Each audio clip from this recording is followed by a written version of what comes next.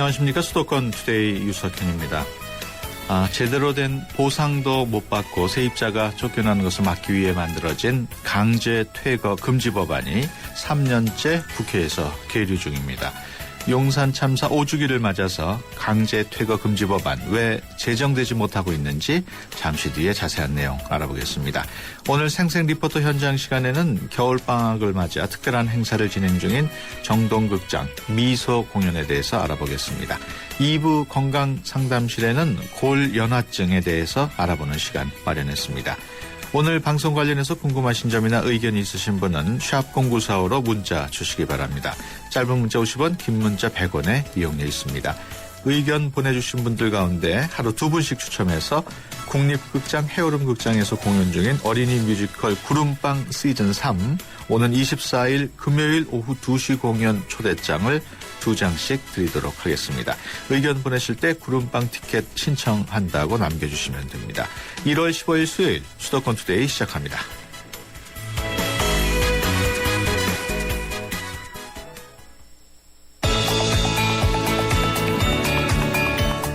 여러분은 지금 대한민국 유일의 수도권 전문 프로그램 YTN 수도권 투데이를 듣고 계십니다.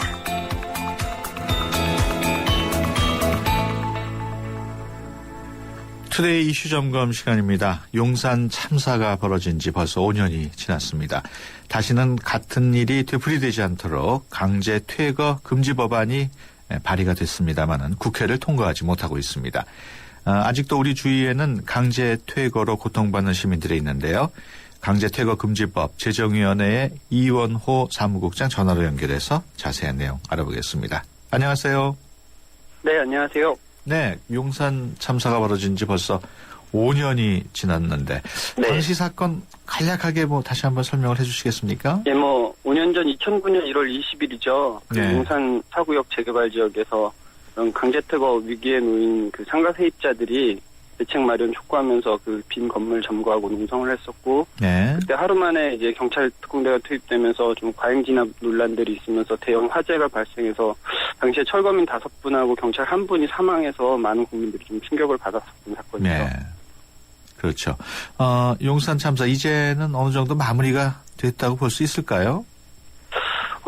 사실 사건 발생 한 355일 만에, 그 1년 만에 장례를 치르면서 예. 많은 분들은 이제 마무리된 일, 끝난 일로 생각하고 계시지만 예. 아직도 그 유가족들은 그 과잉 진압에 대한 이 국가폭력의 진상규명 문제나 예. 또 특히 최근에는 그 진압작전을 지휘했던 김석기 전 경찰청장이 이제 공기업인 공항공사 사장의 낙하산 임명된 문제나 이런 것들 때문에 계속 또 싸우고 계시고, 또 참사 현장이 여전히 그 개발이 멈춘 채 허벌판으로 되어 있거든요. 예. 그래서 이런 잘못된 재개발 문제에 대한 해결도 여전히 과제로 계속 남아 있습니다. 예. 당시 사건이 많은 국민들에게 충격을 줬습니다만은 아직도 그와 같은 강제 퇴거가 벌어지고 있습니까? 사실 최근 이 부동산 경기 하락 이런 것 때문에 예전처럼 그 대규모의 개발 사업은 많이 줄었습니다. 예. 또 개발 사업들 자체가 상당 부분 좀 멈춰져 있고요. 예. 그래서 이전과 같이 심각하게 강제 퇴거 상황이 발생하고 있지는 않지만 예. 그 규모만 줄었지 여전히 똑같은 상황들은 발생하고 있습니다. 작년만 보더라도 서초동이나 대치동 상가에서도 예. 70명의 윤역들이 동원해서 집행하는 과정에서 크고 작은 충돌이 있었고요. 예. 갈매지구나 부천 같은 수도권 등지에서도 계속 이런 강제 퇴거 문제 때문에 이런 대립들, 이런 충돌들이 발생하고 있는 상황입니다. 네. 그 강제 퇴거가 이루어지는 여러 가지 이유가 있겠지만 네. 가장 큰 이유는 보상금인가요? 어떤가요? 그것도 상당히 중요하죠. 근데 좀 원칙적으로는 어쨌든 지금의 이 개발이 목적 자체가 원주민의 주거 환경을 개선한다는 건데 예. 그런 것들이 좀 너무 이윤을 목적으로 진행되다 보니까 예. 거기서 이제 배제된 세입자들이 발생하는 거고, 특히 말씀하신 것처럼 용산처럼 이 가족의 생존이 걸린 상가 세입자들 문제가 상당히 좀 심각한데 워낙 법적으로 비현실적인 손실보상 외에 아무런 대책이 없다 보니까 예. 저희들이 좀 이 쫓겨나는 상황에서 싸울 수밖에 없는 일들이 반복하게 되는 거죠. 네. 그렇다면 세입자들의 보상금은 어떻게 결정을 해야 한다고 보십니까? 네. 전 우선 그 금액의 보상이라는 개념을 좀 넘어서서 권리의 보장이 돼야 된다고 보는데요. 예. 그것이 이 적절한 보상이라 보상이 됐건 혹은 뭐 재정착 대책이 되었건 이 개발 사업 이전과 동등한 수준으로 내가 살거나 장사할 수 있는 네. 그런 권리가 보장돼야 된다. 네. 그 기준으로 뭐 보상이든 대책이든 마련돼야 된다고 봅니다. 네. 그 용산 참사 이후에 휴업 보상비가 3개월분에서 4개월분으로 늘어난 것으로 네. 알고 있습니다. 예. 좀 불충분한 것으로 보이는데 어떻습니까? 네. 실제로 당사자분들은 이것에 대해서 한마디로 뭐 3개월 후에 죽을래, 4개월 후에 죽을래라고 묻는 것과 다르지 않다라고 말씀을 하십니다. 네. 왜냐하면 이게 특히 상가라는 게 수년에서 수십 년 장사하면서 형성한 무형의 자산이 굉장히 중요한데 네. 그것을 3, 4개월 안에 다른 곳에서 옮겨서 회복한다는 것은 뭐 사실상 불가능하고요. 특히 재개발 지역에서는 뭐 전면 철거 방식이기 때문에 휴업이 아니라 사실상 폐업에 이르게 됩니다. 예. 법적으로 폐업 보상이라는 게 있기는 한데요. 2년분을 보상하게 되어 있는데 예. 실제로 폐업 보상을 적용하는 경우는 없습니다. 예. 그렇군요. 용산 참사와 같은 일이 반복되지 않도록 하기 위해서 강제 퇴거 금지 법안이 발의가 됐습니다만은 네. 지금 국회에서 계류 중인데 네, 맞습니다.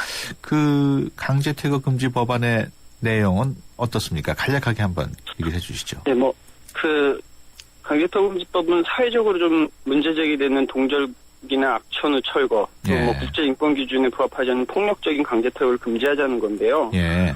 그래서 뭐 용역 폭력에 대한 과중 처벌이나 공무원의 뭐 관리 감독 강화 이런 것들을 하는데, 근데 그것을 막기 위해서 폭력을 막기 위해서는 근본적으로 이런 퇴거 위기에 놓인 사람들에 대해서 이전과 동등한 수준으로 거주하거나 영업할 수 있는 대책을 수립을 전제해야 된다. 예. 그것이 없이 이루어지는 퇴거는 강제퇴거고 불법이고 예. 금지시켜야 된다는 것을 핵심으로 하는 대안적인 법안입니다. 예. 일각에서는 그 법안이 지나치게 세입자 위주의 법안이 아닌가 하고 지적하는 의견도 네. 있습니다. 그 부분은 어떻게 예. 보십니까? 전 기존의 개발 방식이 너무나 이윤 중심이었고, 그래서 강제퇴거금지법은 이것을 인간 중심으로 바꾸자라는 거고요. 예. 누구를 위주에 뒀냐라고 만약에 묻는다면, 저희는 세입자를 위주라기보다는 원거주민을 위주로 둔 법이다. 예. 그 말씀을 드리고 싶습니다. 네. 실제로 뭐 서울시만 놓고 보더라도 그 개발 지역의 세입자 비율이 뭐 73%고 또 개발 지역에서 피해보는 사람들이 세입자와 거기에 집 한 채 갖고 살고 계신 가옥주들이거든요. 예. 그렇기 때문에 거기에 실제로 살고 있는 사람들이 다시 그들의 삶이 회복될 수 있게 하는 게 이 강제퇴거금지법의 핵심이고 그들의 삶을 보호하는 게 예. 강제퇴거금지법이 해야 될 최소한의 장치다라고 볼 수 있습니다. 그런데 그런 강제 퇴거 금지 법안이 국회를 통과하지 못하고 있는데 그 이유가 뭡니까? 사실 그 한국 사회 개발의 역사가 40여 년이 넘고 사실 오랫동안 이 개발동맹 체제가 공고히 작동해 왔었죠. 예. 뭐 기업의 검돈 형성이랄지 부동산 광고로 먹고 사는 언론이랄지 또는 뭐 타운돌이라는 그 비아냥까지도 있었는데 이 토건 정치인들. 예. 그리고 사실 부동산이라는 게 뭐 직장인들이 1년 꼬박 모아야 되는 자산보다 개발이나 부동산을 통해서 획득할 수 있는 이득이 워낙 많았다 보니까 예. 그것에 대한 환상이 여전히 또 작동하고 있고 거기서 정치인들도 좀 자유롭지 못하다고 봅니다. 예. 그리고 또 하나는 이 강제퇴거 문제가 꼭 큰 사건이 있어야지 사람들이 관심을 갖습니다. 뭐 네. 사람이 죽거나 어디서 심각한 용역 폭력이 있거나 근데 이제 강제퇴거금지법이 용산 참사 이후에 이 많은 논의와 연구를 통해서 참사 발생 2년 후에 18대 국회 마지막에 만들어졌고 그때 발의가 됐었고요. 예. 19대 국회에서도 작년 10월경에 발의를 했는데 어쨌든 현재 부동산 침체 이런 상황들 때문에 그야말로 큰 사건이 발생하지 않으니까 사실 또 정치인들도 관심을 갖고 있지 않는 거죠. 하지만 전 바로 이럴 때 이 부동산에 대한 신화가 좀 무너지고 있을 때 그 이윤이 아닌 인권의 관점에서 이 법을 제정할 수 있는 가장 적기라고 봅니다. 예. 그 강제 퇴거 금지 법안 국회를 아직 통과를 하지 못하고 있습니다만은 그 네. 국회를 통과하기 전까지 세입자들을 보호할 수 있는 방법 어떤 것들이 있을까요? 예, 뭐 이런 대안적인 입법의 노력과 함께 우선적으로는 기존에 있는 법들 중에 뭐 도정법이나 도척법, 특히 또 최근에 문제가 많은 임대차보호법 관련된 예. 이 기존 법의 미비점들을 좀 정치인들이 민생법으로 보완하는 것은 사실 그렇게 어렵지가 않습니다. 그런 네. 노력들을 좀 빨리 해야 될 것 같고요. 예. 또 중앙의 이런 법 제정이나 개정 앞서서 지방자치단체 차원에서 좀 관리 감독을 기존에 좀 강화를 해라.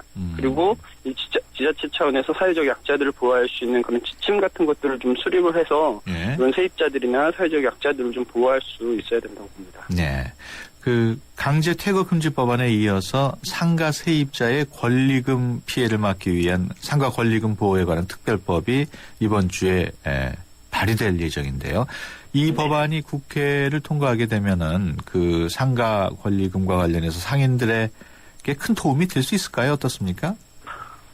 예, 이 법이 내일 발의가 되고 또 어제 관련된 피해자들의 증언대화가 있었습니다. 네. 근데 이번에 발의되는 법은 이 기존의 상가임대차 보호법의 그런 한계를 악용해서 네. 건물주들이 부리는 횡포, 그러니까 권리금을 약탈하는 네. 그런 횡포들이 있어 왔거든요. 예. 세입자들하고 계약을 종료해버리고 무조건 내보낸 다음에 그 권리금을 강탈하는 방식. 그래서 예. 우선 이런 약탈적 권리금이라도 막자라는 그래서 당장에 이런 피해를 보는 분들이 최근에 또 많이 발생하고 있습니다. 중심 상권에서. 예. 그래서 이분들에게 아주 절실하고 필요한 법이고요. 하지만 이것은 이제 상가 세입자 보호의 좀 작은 시작일 뿐이다. 예. 이 법안의 발의와 이게 조속한 통과를 통해서 이런 약탈적 권리금 보호를 넘어서서 아까 제가 말씀드렸던 이 세입자들의 권리의 보장으로 예. 나가길 좀 기대해 봅니다. 예, 알겠습니다.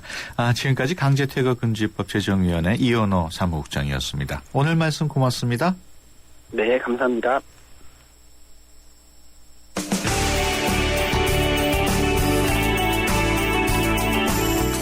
발빠른 리포터의 현장 스케치, 생생 리포터 현장.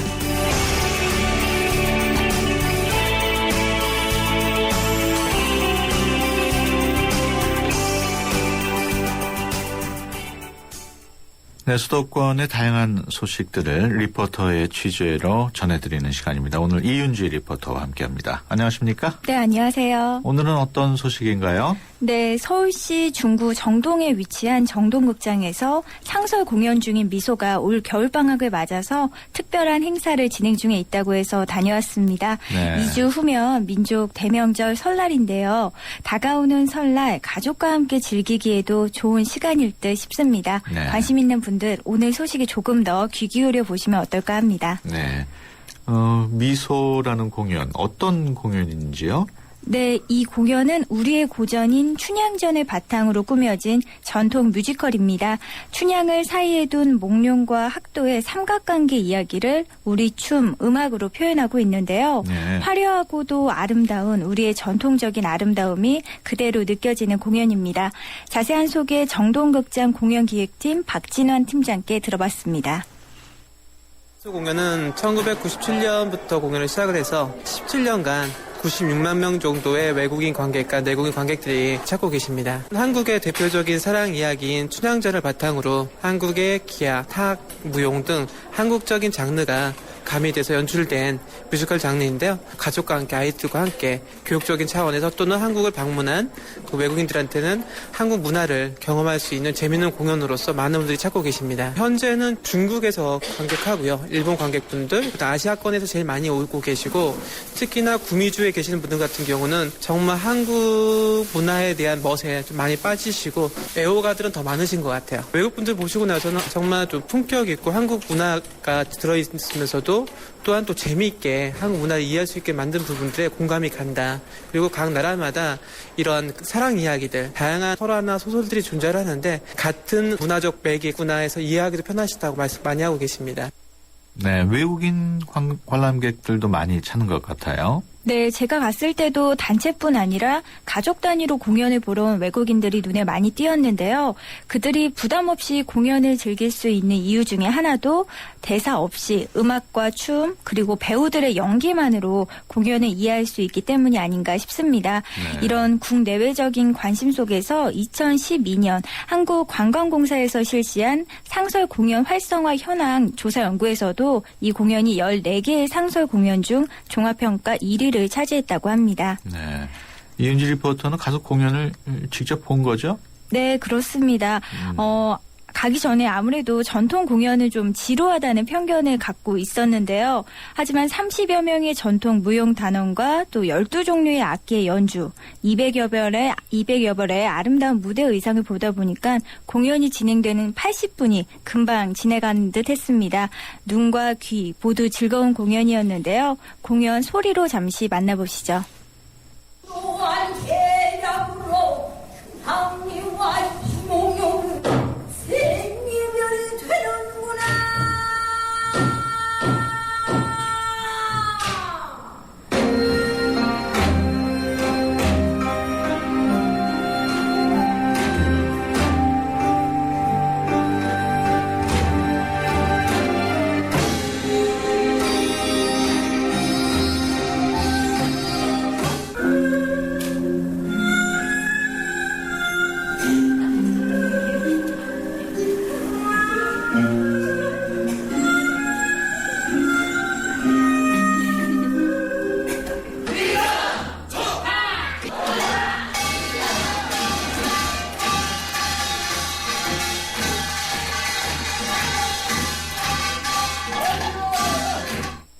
네, 우리의 전통춤이 이렇게 다양하게 표현될 수 있구나 다시 한번 느낄 수 있었는데요. 심장을 울리는 북소리와 또 각각의 등장인물의 상황과 마음이 느껴지는 춤들이 지금도 눈에 선하게 그려집니다. 네.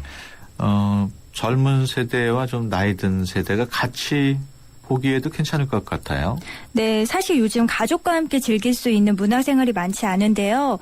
이 공연은 전통 공연임에도 이해하기 쉽게 구성이 되어 있고 또한 다양한 전통 놀이까지 볼 수 있어서 어린 친구들도 재밌게 볼 수 있습니다. 네. 또한 성인들은 조금 더 깊은 감동을 받을 수 있기 때문에 이렇게 긴 시간 동안 관객들이 찾고 있지 않나 싶습니다. 공연을 찾은 관객들 직접 만나봤습니다.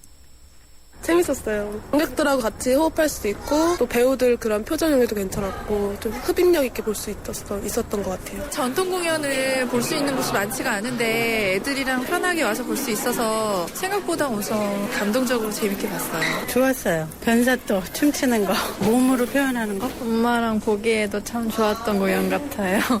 얘들이 초등학생들이라고 해가지고 음악 같은 거, 전통 음악 같은 거 좀 들려주고 싶고 그래가지고 이거 선택하게 된 거죠. 그 음악이 아주 좋았고요. 실황으로다가 뒤에서 이렇게 연주를 해주니까 아주 좋았던 것 같아요. 그 패키지가 있으니까 밖에서 활동도 야외 활동도 스케이트로 하고 그다음에 배가 고프니까 이제 밥도 먹고 동시에 이제 엄마들하고 애기들하고 같이 즐길 수 있는 공연까지 보니까 좀 보람차고 하루가 진짜 금방 간 것 같아요. 재밌었어요. 방학 기간이어서 그런지 자녀들과 함께 온 분들이 많은 것 같아요. 네, 공연만 관람한다면 어린 학생들 조금 지루할 수도 있겠지만 근처 시청 스케이트장에서 야외 활동을 하고 공연을 보는 만큼 몸과 마음을 쉬면서 공연을 보는 모습이었는데요. 공연 시간이 오후 4시와 저녁 8시인 만큼 야외 활동 후에 관람하기에 부담이 적다는 반응 들을 수 있었습니다. 네. 그 정동 극장에서 진행 중인 프로그램이 있다고 그러던데 소개를 좀 해주시죠. 네, 이 행사 일석삼조의 서울 나들이라고 소개하고 있는데요. 미소 공연 관람과 식사, 시청 스케이트장 이용권까지 최대 35%까지 할인된 가격으로 이루어진 프로그램입니다. 자세한 소개 정동극장 공연기획팀 이호신 씨께 들어보시죠. 저희 정동극장에서는 1, 2월 서울 구경 나들이를 위한 다채로운 이벤트가 있습니다. 설 연휴 도심에서 즐길 수 있는 나들이를 계획하시는 가족이나 연인들을 위해서 정동극장에서는 공연, 스케이트장, 정동길 맛집까지 이용하실 수 있는 2인 기준 9만 원대의 서울 구경 나들이 패키지와 더불어 시청 스케이트장에서 1월 30일 날 저희 2시까지 오시면 미소에 나오는 사물놀이 공연을 직접 관람하실 수 있으세요. 새해맞이 말띠 30% 특별 할인 등을 준비했습니다. 저희 처음 진행되었고요. 서울 도심 속에서 여러분들이 이제 연휴 때 나들이를 즐기시는데 고민을 많이 하시더라고요. 극장 주변에 있어서 그거를 한번 활용해서 사람들에게 나들이 프로그램을 만들면 어떨까라는 생각에서 만들어졌습니다. 2인 기준으로 아까 9만 원이라고 그랬나요? 네, 그렇습니다. 예. 그러면 그게 이제 35% 할인된 가격이에요? 네. 아, 그렇군요. 시청 광장에서 특별 공연도 준비되어 있다고요? 네, 설날 하루 전날인 30일 목요일 2시에는 미소 출연진들의 특별 공연이 무료로 진행되는 만큼 찾아보셔도 좋을 것 같은데요. 또한 27일 월요일부터 30일까지 4일 동안은 전통 놀이를 체험할 수 있는 프로그램도 마련된다고 합니다. 네. 30일 날 목요일 2시 공연이 무료 공연이라고 그랬는데 그 시청광장에서 그럼 야외에서 하는 겁니까? 네, 그렇습니다. 네. 그 설날을 전통 공연과 전통 놀이를 하면서 같이 보낼 수 있겠군요. 네, 또한 정동길 주변 맛집에서의 식사 영수증을 갖고 오시면 공연표가 할인이 되고요. 반대로 공연표가 있다면 주변 식당에서 각각 20% 할인을 받을 수 있다고 합니다. 네. 월요일을 제외하고 매일 공연이 준비되는데요. 자세한 내용은 정동극장 홈페이지를 방문하시면 더 많은 정보를 찾아보실 수 있습니다. 네. 주변 식당에서 공연표를 갖고 가면 20% 음식값을 할인해 준다. 네. 모든 음식점이 그렇진 않을 거 아니에요? 네, 거기 홈페이지에 보시면 홈페이지에 네, 식당을 보실 수 있습니다. 그렇군요. 끝으로 혹시 우리 청취자 여러분들 중에 정동극장이 어디 있는지 모르시는 분들도 계실 텐데 위치 좀 알려주시죠. 네, 정동극장은 서울 시내 중심지에 위치하는 만큼 주차 공간이 부족한데요. 지하철 1, 2호선 시청역이나 5호선 서대문역과 광화문에서 가까운 만큼 되도록 대중교통 이용하시는 편이 좋겠습니다. 네. 덕수궁 정문 쪽에서 위로 옆길로 쭉 올라가다 네. 보면 오른편에 있죠? 네, 그렇습니다. 네, 이은지 리포터 수고했습니다. 네, 고맙습니다. 시크릿 노트가 지켜온 비밀스러운 즐거움. 이제 폰에서도 이 즐거움을 이어간다. 지문으로 나만의 비밀을 지켜주는 베가 시크릿 노트. 그리고 또 하나의 시크릿. 베가 시크릿 업. 지켜준다. 고로 존재한다. 베가. 현대자동차 오너들의 휘파람 소리가 커진다. 난 주유. 난 쇼핑. 난 보험. 난 커피. 난 자동차 바꿔야겠다. 블루 멤버스 포인트로 원하는 대로 시작합니다. 자동차에서 라이프까지 블루 멤버스. 자세한 내용은 홈페이지 참조. 놈이라고 깎아주시는 겁니까 지금? 굶게 이 정도 피자면 강남필인디. 우리 돈 많아라. 점심엔 5,900원 맞습니다. 스마트 런치 진짜로 피자가 5,900원. 점심이 기다려지지 않니? 그니까 피자 앤 모어 피자 헛 베스트샷. 소치의 감동부터 브라질의 열기까지 LGTV로 바꾸시면 더욱 생생해집니다. 울트라 HD TV, 올레드 TV, LED TV 구입 시 최대 200만 원 캐시백 혜택을 드립니다. 2월 23일까지 행사 제품에 한합니다. 자세한 내용은 베스트샵 홈페이지 참조. 전자제품 쇼핑은 베스트샵에서. 베스트샵. 네, 수도권 투데이 1부 여기서 마치고요. 잠시 뒤 2부에서 뵙겠습니다. 2014 YTN 연중기획 함께하는 미래 창조 대한민국. 2014년을 새롭게 준비하는 시민들의 한 해 소망입니다. 새벽에 나와 잠 못 자고 이렇게 나와서 하는데 안전하게 하루하루 또 잘 보내고 건강이 제일이죠. 뭐든지. 언제든지 대화가 제일 중요해요. 첫째 대화. 이렇게 하면은 우리나라 대한민국이 쭉쭉 뻗어내 미래가 밝아오죠. 젊은이들 힘을 내고 살으라고 우리는 앞으로 희망을 가지고 열심히 한번 살아봅시다. 열심히 일하면 좋은 미래가 있지 않겠습니까? 함께하는 미래 창조 대한민국. 그저 나가자. 화이팅. 2014 YTN 연중기획 함께하는 미래 창조 대한민국. YTN 라디오와 함께합니다.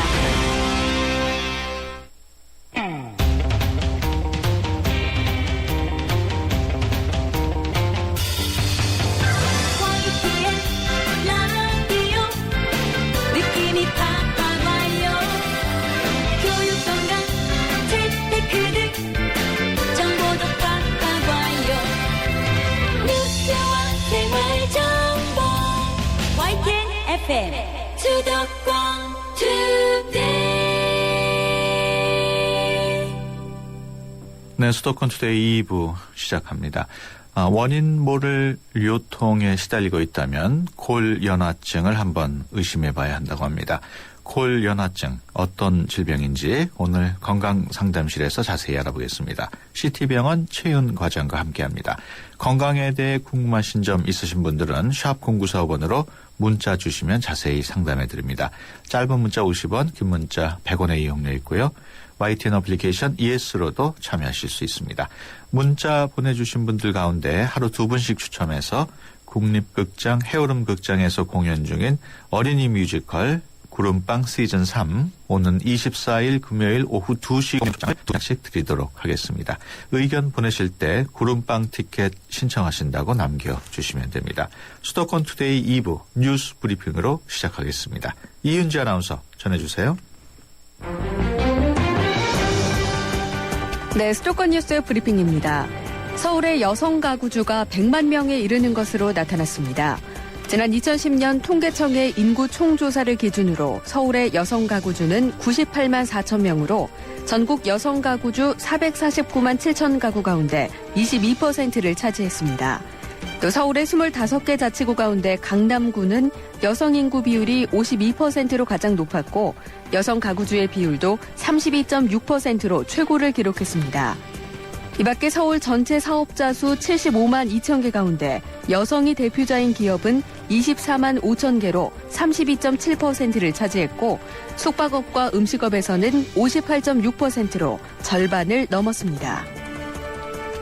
오늘 아침도 중부 내륙 기온이 영하 10도 안팎까지 떨어지는 강추위가 이어졌습니다. 홍천 내면의 기온이 영하 19.8도까지 떨어졌고 서울 영하 7.6도, 봉화 영하 16.4도, 임실 영하 12.1도, 광주 영하 4.6도, 대구 영하 3.2도 등으로 평년 기온을 1도에서 2도 밑돌았습니다. 기상청은 이번 주말까지는 비교적 맑고 포근한 겨울 날씨가 이어질 것으로 내다봤습니다. 한국 국민의 평균 상속재산은 1억 원이 되지 않는 것으로 나타났습니다. 또 서울은 평균 상속재산이 2억 원에 육박한 반면 전남은 3,700만 원으로 지역별 편차도 컸습니다. 국세청의 자료에 따르면 2012년 상속세가 확정된 피상속인 28만 7천 명의 총 상속재산은 26조 5,374억 원으로 평균 상속재산은 9,200만 원이었습니다. 서울이 1억 9,400만 원으로 가장 많았고 경기가 1억 2,200만 원으로 뒤를 이었습니다. 지금까지 수도권 뉴스 브리핑이었습니다. 여러분의 건강지수는 얼마나 되나요? 건강에 관한 모든 궁금증을 풀어드리는 건강상담실. 상담은 휴대전화 샵 0945번 50원의 유료 문자나 전화 02-771-0945번으로 문의하세요. 여러분의 건강을 상담해드립니다.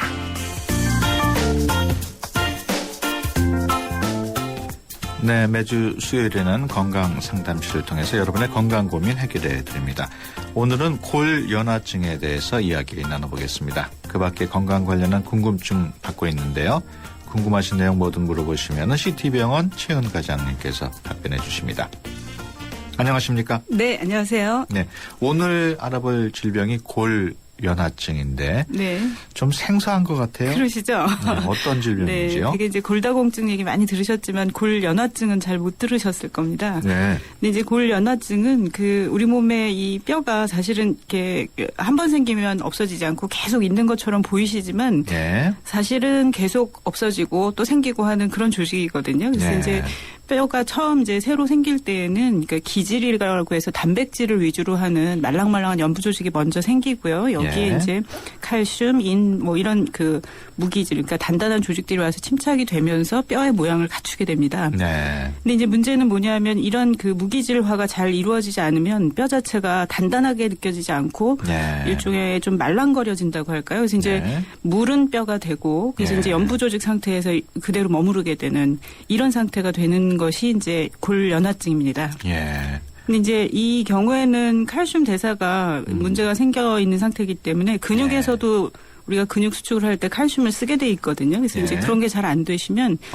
근육도 약화가 돼서 이제 보행에도 문제가 생기시고 이렇게 됩니다.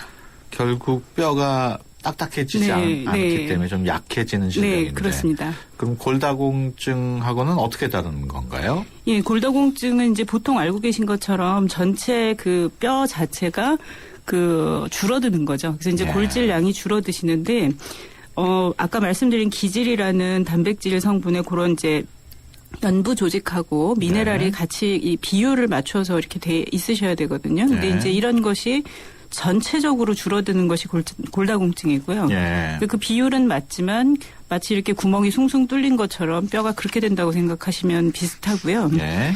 그 골연화증은 그러니까 단백질 성분의 그런 기질은 남아 있지만 무기질화가 되지 않아서 그러니까 구멍이 뚫리는 건 아니지만 연한 조직으로 채워지는 그런 뼈가 되는 것이 골연화증입니다. 예.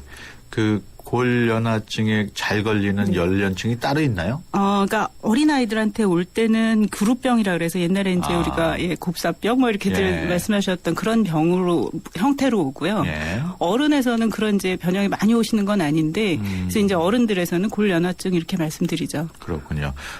그 성별로 남녀 네. 간에 뭐 발병 차이가 있나요? 근래에는 그렇게 말씀드리지는 않고요. 그러니까 예전에 비해서는 우리가 사실은 햇빛에 노출이 중요하기 때문에 예. 그것이 이제 줄어드시는 분들은 남자분이든 여자분이든 더 많아지실 수 있고요. 그렇군요. 근데 굉장히 근래에 사실은 발병률이 이전에는 그러니까 그 정확한 통계로 말씀드리기가 어렵지만 뭐 영국 쪽에서 나왔던 거에 그 보면 한 6명에 1명 정도가 그렇다라고 이렇게 얘기했었다면 근래에 우리나라에서 조금 조사한 것들에 보면 80 내지 90%까지 문제가 있었다 이렇게 말씀하시는 그런 쪽도 있으셔서 예, 아무튼 점차적으로 증가하는 추세인 것만은 분명한 것 같습니다. 그렇군요.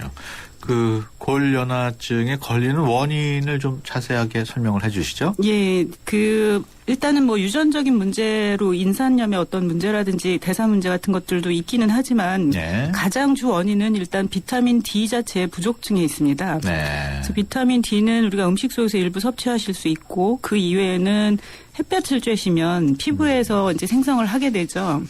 그래서 이제 이렇게 되기는 하는데 문제는 요즘 우리 실내에서의 생활이라든지 또는 지하 쪽에서 이제 생활하시는 분들 많아지시고요. 그래서 이제 햇빛 자체를 보는 일이 우리가 굉장히 줄어들고 계시죠. 그렇죠. 예, 그래서 이제 자외선을 이용해서 우리가 이용할 수 있는 시간 자체가 너무 줄었고요.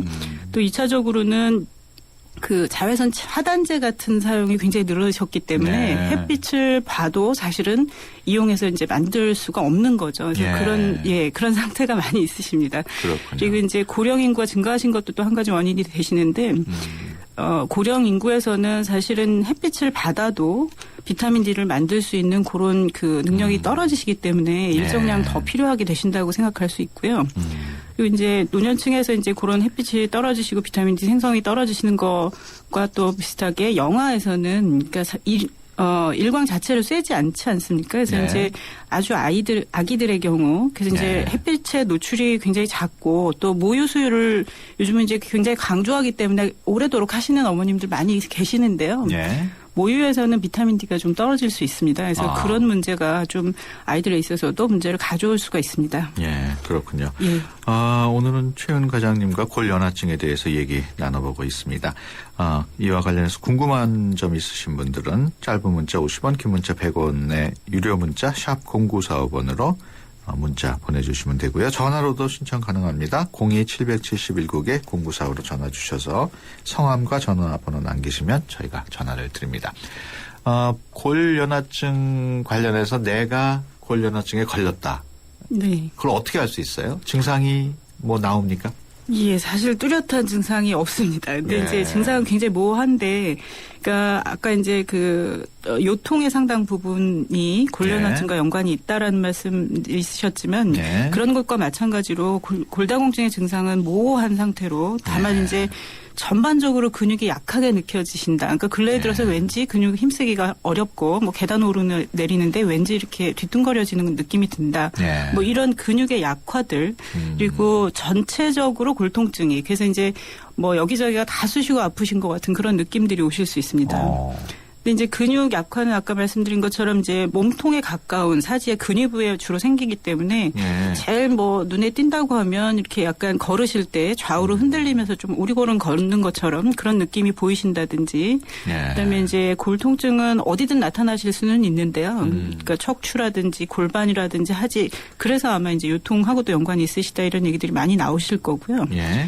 이제 대개는 무거운 물건을 들거나 그 활동을 많이 하시게 되면 여기저기 왜 이렇게 여기저기가 아프지 이런 느낌 드실 수 있고요. 예. 그리고 이제 그 좀 뼈가 물러지신 상태이기 때문에 그 정강이 앞쪽에서 이렇게 눌러보면 압통을 느끼는 그 정도가 굉장히 증가하시게 돼 있습니다. 그래서 보통 이제 압통을 느끼는 정도의 한 절반 이하의 힘을 가해서 눌러도 굉장히 심하게 아프시다 이러시면 조금 예. 의심해 볼 필요는 있으십니다. 지금 증상 네. 쭉 말씀하시는 걸 들으니까 네. 신경통 증상하고도 비슷할 것 같아요. 네, 다 거의 비슷하게 겹치시죠. 예. 네. 앞서 그 어린이 경우에도 걸릴 수 있다고 하셨는데, 네, 예. 그러니까 어린 아이들도 골연화증에 걸릴 수 있는 거죠. 네, 있습니다. 네. 그래서 이제 물론 예전에 그 보통 이제 그룹병이라고 하는 이제 척추의 변형이 아주 그 특징적인 그런 분들을 요즘 보긴 참 쉽지 않은데요. 네. 그러니까 보통은 이제 모유 이외에도 분유에도 그러니까 비타민 D 강화 식품 같은 것들을 많이 쓰기 때문에 네. 많이 줄어든 것은 사실입니다. 근데 근래 이제 어떻든지 간에 4개월에서 2세 정도 아이들한테서 그런 이제 문제들이 좀 발생될 수 있고요. 그게 이제 아주 특징적인 경우라면 그러니까 이렇게까지 이제 많이 보이지는 않지만 그 뼈의 변형 같은 걸 가져올 수 있거든요. 그래서 이제 아이들은 이제 대천문이라고 위에 이제 숨골이라는 게 막히는 시기들이 있는데 소초문 대천문 이런 것이 다치는 게 유난히 늦어서 계속 안 다치고 있다든지 그러니까 머리 심지어 아주 심한 경우에는 두개골을 이렇게 눌러보면 탁구공에 이렇게 쑥 들어갔다 나오는 것처럼 그런 모양도 보인다고 하거든요. 그래서 그럴 수 있고 그다음에 뭐 변형이 올 때 그 흉골하고 갈비뼈 사이에 뭐 그룹병 염주라는 게 생기기도 하고 특히 이제 제일 그 특징적인 모양은 정강이 부위에 이렇게 서서 이렇게 걸으려고 쓸 때 보면 정강이가 이렇게 옆으로 많이 휘는 그런 모양을 보일 수 있습니다. 예. 지금 그 뼈의 변형 그런 말씀하셨는데 이 뼈의 변형은 그러면 주로 어린이한테만 오나요? 아니면? 대부분의 경우는 이제 어린 시절에 오는 걸로 돼 있고요. 근데 이제 문제는 골련화증이 근래 이제 별로 이렇게 관심을 많이 못 받았기 때문에 오래도록 지속돼서 이런 문제들이 생긴다면 사실은 어른한테서도 변형이 올 수 있습니다. 그렇군요. 골연화증 진단은 어떻게 내립니까? 네, 진단은 일단 임상적인 양상을 보아서 그 의심이 되신다면 혈청학적 검사를 하시는 게 좋습니다. 피 검사를 말씀하시는 거죠. 이제 피 검사와 소변 검사 이런 것들을 하시게 되는데요. 그 피 검사상에서는 그 칼슘하고 인산 같은 것들이 감소돼 있으시고요. 그 알카리성 인산 분해 효소라고 해서 뼈가 이제 생성될 때 나오는 효소입니다. 근데 이 효소가 증가되시고 그러니까 자꾸 만들어내야 되기 때문에 이런 효소 그다음에 부갑상선 호르몬도 칼슘의 대사를 돕는 것이기 때문에 이런 것들이 이제 증가돼 있는 소견 보이시고요. 소변에서 칼슘 수치가 감소되고 이런 것들을 보이는데 사실 직접적인 것은 비타민 D 자체를 혈청에서 검사해 보시는 겁니다. 그래서 이제 이 수치가 감소돼 있으시다고 하면 뚜렷한 증상이 없으시다고 해도 치료를 하시는 게 좋습니다. 그러니까 피 검사를 하면 비타민 D가 얼마나 있는지가 다 나오는 모양이죠. 네, 피 검사를 할 수 있습니다. 그래서 보통은 30에서 이제 그 100을 정상으로 보는데요. 우리가 이제 치료 용량으로 보는 것은 30 이하로 있으시면 문제가 있다고 생각하고요. 비타민 D는 만화도 문제가 되시는 것들을 되게 알고 계시지 않습니까? 그래서 이제 보통 100 이상이 되면 문제가 될 수 있다 이렇게 얘기를 하고요. 150이 넘어가면 독성 증상도 보일 수 있는 걸로 돼 있습니다. 그래서 그런 부분들을 좀 아시고 이제 무리하게 또 어떤 영양제 보충을 이렇게 알아서 하신다고 생각하시다가 조금 문제 생기실 수도 있기 때문에 물론 용량이 이렇게 많지들은 않은데 그러니까 그런 점은 좀 유념하시는 게 좋겠습니다. 골연화증 치료는 어떻게 할 수 있습니까? 일단은 변형이 오시기 전에 그런 것들을 치료하시는 게 사실은 제일 중요하시고요. 그래서 일단 그 증상으로 만약 의심이 되신다 그러시면 그 비타민 D를 측정을 해보셔서 정말 결핍 수준에 있으시다 그러면 기본적으로는 우리가 일상 중에 일광 노출을 많이 증가시키셔야 되는데 이것이 이제 예를 들어 그 옷을 얇은 옷이라도 차단을 하신다든지 자외선 차단제를 바르고 하신다든지 하시면 전혀 소용이 없습니다. 그래서 그 맨살에 노출되시는 게 중요하고요. 예. 그리고 이제 그게 시간으로 봐서는 되게 하루에 최소 20분 정도라고 얘기를 하는데 저희 그러니까 현대인들의 생활을 봐서는 사실 자외선이 충분한 시간 오전 10시에서 2시 정도에 20분 이상을 노출시키는 것도 쉬운 일은 아닌 것으로 보입니다. 예. 그래서 최대한 노출시키시고요. 칼슘, 인산 이런 건 이제 보충해서 드시도록 하시고 하시지만 제일 중요한 건 일단 비타민 D를 보충하시는 거죠. 그래서 이제 그게 이제 여러 가지 형태로 나와 있으시니까 알약의 형태로 돼 있는 활성 비타민 D를 드실 수도 있고요. 그리고 근래에는 고농도 그 칼시트리올이라는 주사요법이 나와 있어서 3개월에 한 번 정도씩으로 이렇게 주사요법을 쓰실 수도 있습니다. 네.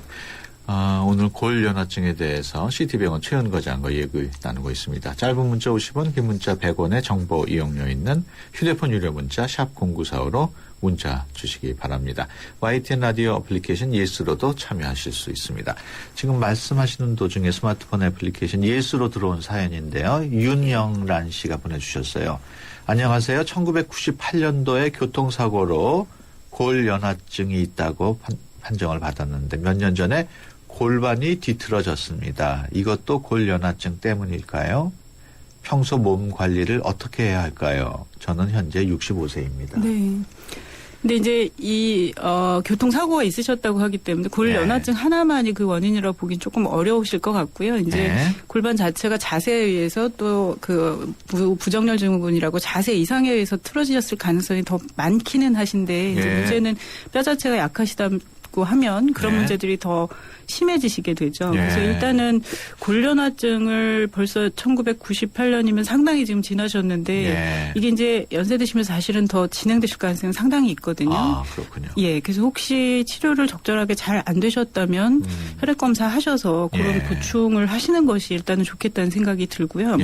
그리고 골연화증의 경우는 어떻든지 간에 이제 햇빛에 노출되시는 거를 최대한 늘리시는 게 좋은데 물론 이제 일광 때문에 무슨 피부암 이런 거 걱정들 많이 하시지만 보통 저희가 11월에서 3월 정도까지가 자외선 지수가 굉장히 낮은 기간이거든요. 그래서 가장 지금이 가장 낮으실 시기이십니다. 그리고 이제 보통은 뭐 우리가 지구에서 보면 이제 위도를 말하죠. 그래서 그게 이제 35도 이상 되는 지역은 상당히 부족한 걸로 되어 있기 때문에 우리나라가 33에서 8도 정도로 되어 있어서 거의 이제 그 정도에 해당이 되실 수 있거든요. 그래서 최대한 뭐 좀 더 노출시키셔도 좋겠다는 생각이 들고요.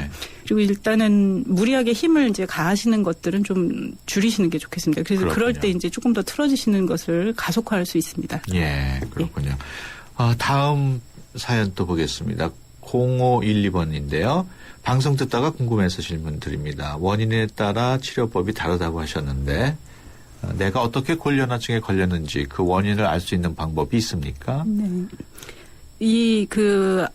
비타민 D의 부족증 이외에도요. 그러니까 비타민 D의 이걸 받아들이는 리셉터 부분에서의 문제, 뭐 저항성 이런 문제를 또 얘기하는 것도 있습니다. 근데 이것은 우리 혈청학적 검사에서 조금 더 너무 자세한 내용이시기 때문에 전문적인 진단을 받아보시는 게 좋고요. 그래서 그런 문제들에 따라서 이제 드시는 걸로 할 건지 아니면 주사요법이 꼭 필요하신지 이렇게 이제 분류가 좀 됩니다. 그래서 일단은 비타민 D 자체 레벨을 한번 보시고 거기에서 이제 문제가 있으시다면 그런 치료들을 드시는 걸로 하실 건지 음식으로 하셔도 좋겠는지 아니면 주사요법을 꼭 하실 건지 이렇게 이제 조금 나눠서 생각하시는 게 좋겠고요. 그리고 이제 원인 중에 그 비타민 D가 우리가 장에서 흡수가 되셔야 되는데 아무리 잘 드셨다고 해도 그러니까 뭐 어떤 염증성 장질환, 뭐 크론병이라든지 염증이 많이 있으시다든지 또는 이제 그 콜레칼시페롤이 들어와도 신장이나 간에서 이게 이제 변형이 돼서 이제 뭐 2차, 3차 이런 변화가 오셔야 되거든요. 근데 이제 그것에 문제가 있으시다면 그게 이제 그 드시는 것으로 잘 해결이 안 되시는 경우들도 있습니다. 그래서 이제 이런 문제들을 좀 고려해서 그 수치하고 이제 같이 보셔야 됩니다. 예. 앞서 겨울철에는 햇볕을 많이 쏘여도 뭐 이렇게 걱정 안 하셔도 된다고 하셨는데 그런 내용의 질문이 있어요. 3042번으로 들어온 예. 질문인데요. 햇볕에 노출이 돼야 비타민 D가 형성된다고 하던데 또 네. 너무 많이 노출되면 피부암에 걸릴 수도 있다고 하고 자외선도 걱정이 되고 네. 얼마나 노출이 되는 게 좋을까요? 네, 이제 그 크게 두 가지신데 시간하고 그다음에 또 네. 하나는 자외선 지수죠. 그래서 이제 여름철에 사실 요즘은 사실 뭐 오존층 이런 문제들 많이 있으시기 때문에 전에보다는 자외선 지수가 굉장히 높아지셔서 네. 여름에 아주 한낮에 떼역볕이라든지 이럴 때는 사실 좀 피하시는 게 좋겠다는 생각은 듭니다. 근데 네. 그렇다고 쳐도 이제 자외선이 충분한 시간, 더군다나 지금처럼 이제 뭐 겨울철이라든지 이럴 때는 그런 거를 별로 안 가리셔도 될 것 같고요. 그리고 이제 시간은 적어도 15분에서 20분. 근데 그 정도 시간을 가지고 이제 우리가 어떤 피부암을 느낄 정도 그런 정도는 안 되시고요. 그리고 네. 이제 피부암이 되실 정도가 되면 벌써 이제 피부에 그러니까 2차적인 어떤 뭐 화상과 같은 그런 변화들이 오시거든요. 그래서 그런 겨울철에는 정도. 아무튼 예. 과감하게. 네, 저는 조금 더 낮 예. 시간을 조금 더 노출하실 수 있다면 그것이 예. 좋겠다는 생각입니다. 예. 다음 사연입니다. 3427번인데요. 할머님께서 얼마 전에 눈길에 살짝 넘어지셨는데 다리가 예. 골절됐습니다. 예.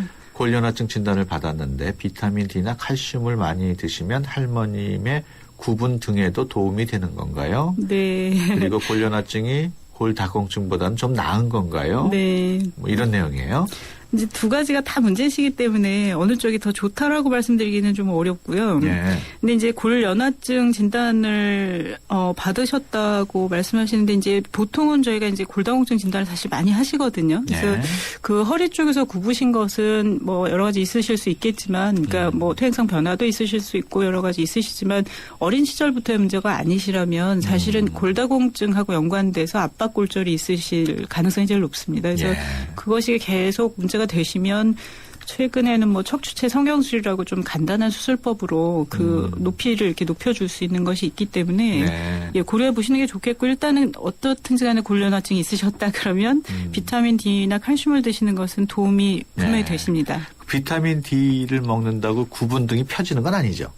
예, 그렇게 보기는 어렵습니다. 예. 변형을 막는다고 일단 생각하셔야 되고요. 네, 알겠습니다. 네. 지금까지 CT병원 최은 과장과 함께 얘기 나눴습니다. 오늘 말씀 고맙습니다. 네, 감사합니다. 채소 과일이 건강에 좋다고 하면 승우 씨는 말하죠. 알고 있어. 그런데 미국 암협회에서 암 예방을 위해 채소 과일 하루 2컵 반 섭취를 권장한다고 해도 그럴까요? 그래? 그럼 더 먹어야겠네. 챙겨주세요. 미리미리 챙기는 가족 건강.